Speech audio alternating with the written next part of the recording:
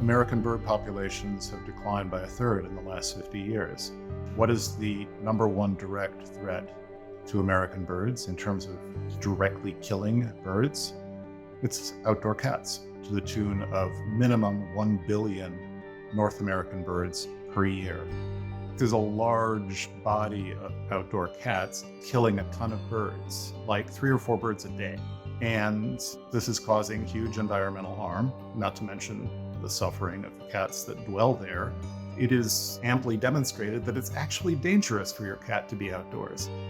I had this experience with a neighbor who had a cat who was outdoors all day, and sad ending to the story. One night, the cat was killed by raccoons, as often happens when you leave domestic cats outdoors. And I put that story in a book, which is my novel Freedom, because people have been dumping something harmful to the environment, and letting your household cat outdoors is tantamount to throwing your garbage out your window of your car. You're harming the common natural space.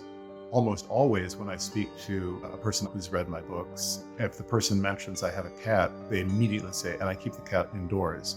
They add, I didn't used to. I find the feral cat colony problem particularly infuriating. TNR stands for Trap, Neuter, Release.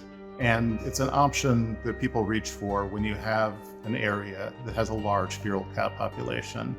The idea is you trap every potentially breeding animal, you neuter the animal, then you release it again. But the general idea being that if you do this successfully, so you get every last reproducing cat, that the population will suffer natural mortality, and within the space of 5 years, you won't have a cat colony anymore. The only problem is you always still have a cat colony, which means that essentially if you're a TNR supporter, you're advocating something that sounds great but doesn't work. We are all united in having a feel for animals, and it's not like I hate cats. They're beautiful and interesting creatures with many different personalities, and it is hard to find oneself in a position where you're having to take sides. I think it's really commendable and brave of PETA to have taken on this issue.